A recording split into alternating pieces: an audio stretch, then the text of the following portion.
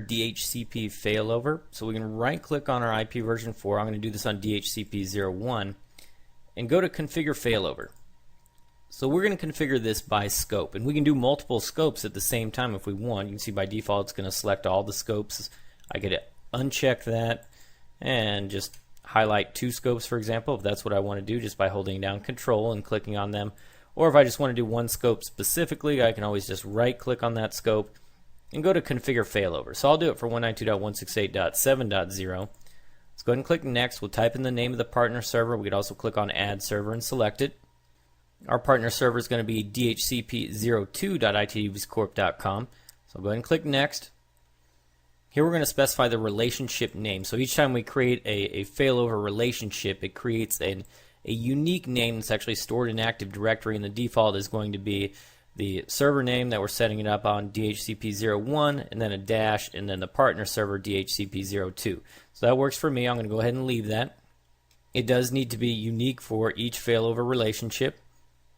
We have a couple options here: maximum client lead time and state switchover interval. We'll talk about those in a second. Those have to do with taking ownership when there's a failure. But first, let's take a look at the modes. We have load balance and hot standby. So load balance is going to be an active setup where both of our servers, in our case DHCP01 and DHCP02, are going to be serving our DHCP clients. So they're both able to hand out IP addresses. And here we can specify the load balance percentage. So let's say the local server, in our case, since we're setting this up on DHCP01, that's the local. Let's say I want that to carry most of the load, like 3/4 of the load. I can set it at 75%, and then my partner server, which is DHCP02, carries 25% of the load. So if 4 requests come in, 3 of them are going to be served by DHCP01, and 1 of them are going to be served by DHCP02. But it's active, so both servers are actively handing out IP addresses.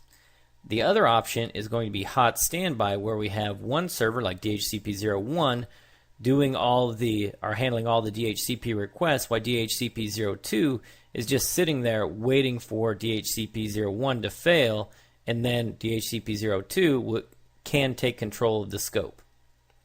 And when we set up hot standby, we specify addresses reserved for the standby server. This is so that the standby server has a certain number of IP addresses just for itself that it can hand out while it's waiting for what was the active server, like DHCP01, to go into a partner down state, and then for the maximum client lead time to expire. So if we think that 5% isn't enough for an hour to go by to handle DHCP clients, if there is a failure of our active server DHCP01, then we might want to increase this so that our standby has enough IP addresses. So now let's talk a little bit more about these two, maximum client lead time and state switchover interval. So if there's a failure, so let's say we're doing a hot standby here, and DHCP01 is our active DHCP server, DHCP02 is our standby, and again, we can configure that here, the role of the partner server standby. If we want to make DHCP02 the active one, we would just change that to active, and then DHCP01 would be the standby. But let's stick it at DHCP02 is the standby. Well, if DHCP01 has a problem, let's say it loses network connection or just completely crashes and goes down, then what happened is DHCP01 is going to be put into a communications interrupted state, because DHCP02 doesn't have any way to verify what actually happened to DHCP01. It can't contact it. Now, if it can contact it and figure out the DHCP service is just down, then it will be able to put DHCP01 into a partner down state. But right now we're talking about this thing crashed. It has no way to verify what happened to it, so it gets put in a communications interrupted state. Well, we would manually have to go in and put it into a partner down state unless we check this box for state switchover interval. So if we check this and it's in a communications interrupted state for 60 minutes, then it will automatically put DHCP01 into a partner down state. When it's in a partner down state, the maximum client lead time has to expire. So it's going to wait another 60 minutes in our case. And once that time's expired, then DHCP02 will assume full control of the scope. and at that point basically become the active server, and then DHCP01, of course it's down, will be the passive server, also called the standby. Now the maximum client lead time is also the amount of time that one server can extend a lease for a DHCP client beyond the time known by the partner server. So when there is that loss of communication between DHCP01 and DHCP02, DHCP02 can get people along or get people down the road, or DHCP clients, by extending the lease out for an hour without DHCP01 knowing about it, because most likely DHCP01 is down. Now that also has to do in our load balance scenario, whether or not if one of the servers goes down, if it's automatically put into that partner down state, and if there's that loss of communication, the maximum client lead time comes into play as well, as far as the amount of time that the server that's up can extend a lease without that communication with our other server. Now when we set up this failover relationship, the leases that are handed out by our DHCP server that are replicated back and forth so that each server knows what the other server is doing. And we can add a shared secret in here, which is like a password, so that there's some level of authentication with that replication. Now the replication is encrypted and it uses port 647. When we set this up, there's a couple firewall rules that are added. So I'll just go ahead and type in a shared secret and click on next and finish. Okay, and it was completed successfully. Okay, and we can go down here and see, we might have to refresh. Right click, refresh. And there's our scope. So it's now on both these servers, DHCP01 and 02, and they're both actively serving DHCP requests. Let's bring up a server or just a desktop in this particular subnet. That's a DHCP client. Okay, there it is. I brought up desktop 205. You can see what IP address it grabbed. And if we go over here and look on DHCP01, that lease is there also. So that lease is being replicated. And another thing to note is that if we're using a DHCP relay agent, we want to make sure we have both of these DHCP servers listed. For example, here's my DHCP relay agent. Let's go to the properties. I just have one. I want to be sure and add both of my servers. So my other one is .227. Now let's go over to desktop 205.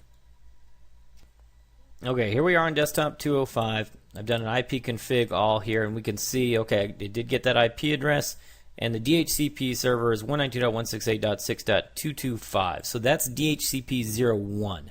Now let's take DHCP01 down. Now I'm just going to disconnect it from the network. Okay, I've disconnected it from the network. Now let's do an IP config /release. So this is going to release its DHCP address. And now let's do a renew. So it's going to try to get an IP address again from a DHCP server. Okay, it was able to get its IP address again. Let's do a IP config /all. So we can see now the DHCP server is 192.168.6.227. So the failover worked great. And 227 is DHCP02. So let's go over here and run the get-DHCP server v4 failover, and we're going to run it. We can't get to DHCP01 because it's down, so let's run it against DHCP02. And we can see, okay, here's the name of our failover relationship, the partner server, the mode, the load balance percent for this particular server, DHCP02, and we can see the state is communication interrupted. So because auto state transition is set to true, after 60 minutes go by, this is going to change to partner down. And then when that happens, after the max client lead time expires in another hour, this server, DHCP02, is going to assume control of the whole scope. And that's mainly going to pertain when we have an active passive set up, when we've got it configured for standby and not load balance. But in a load balance scenario, what it does affect is how long the lease is that it can hand out. So our max lead time is an hour. And if we go over here, and let's take a look at the lease on DHCP02, the lease expiration is 8/7/2017 at 4:05. And I renewed this IP address when we run that ipconfig space/renew at 3:05 p.m. So it was just able to extend that lease out an hour because it cannot communicate with DHCP01. And we can also go to the properties of the scope and go over to failover and get this information as well. So we can see the state of the server lost contact with partner.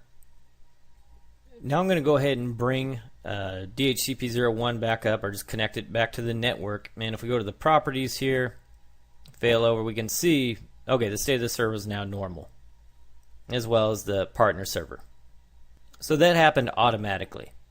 So again, the important thing to know that is if this auto state transition is not set to true, then we need to manually set it to a partner down state when there is a communication interrupted failure. And to do that, we can go to the properties of IP version 4 here. Let's go over to failover, and here's our failover relationship. We click on edit, and we'll be able to click this button to change to partner down. This is also where we can change our load balance mode, hot standby, or back and forth if we want to, and set the different settings for state switch interval and maximum client lead time. If we go to the properties of IP version 4, go up to failover, we can see our failover relationships. So if I want to, let's say I want to add a scope to it, so I want to add this scope to that failover relationship, I can right click on it, configure failover, click next, type in dhcp02.itusecorp.com, and check this box, reuse existing failover relationships configured with this server. I can also do it via PowerShell. I could use the add-dhcp server v4 failover scope commandlet and specify the name of the failover relationship and the scope ID that we want to add. If I want to force replication, normally it happens automatically, but if I want to force replication between my two DHCP servers, I can right click on my scope here and go to replicate relationship. This action replicates the configuration of all failover scopes. So if I make a change to the scope and I want to replicate that change or force the replication, I can do that. Or I can right click and replicate scope, and this will give me all the information, lets me know the properties of the scope are identical, IP address range of the scope is identical. So basically it replicates the whole thing and lets us know the process of the replication, how it went. And if I want to do that with PowerShell, I can use the invoke-dhcp server v4 failover replication and specify the computer name that I want to run it against, the name of the failover relationship, and I can go ahead and run that. Now in order to configure our failover relationship here, I'll just use the get-dhcp server v4 failover commandlet. We can use the set-dhcp server v4 commandlet, and that'll allow us to set like the auto state transition, enable auth, a lot of these different parameters. Also, if we wanted to create the failover relationship just with PowerShell, we can use the add-dhcp server v4 failover, specify the computer name like we did with the GUI DHCP01, the name of the failover relationship, the partner server, the server role if it's standby or load balance, and then the scope ID. Now if there's multiple scope IDs, we can just separate them with commas.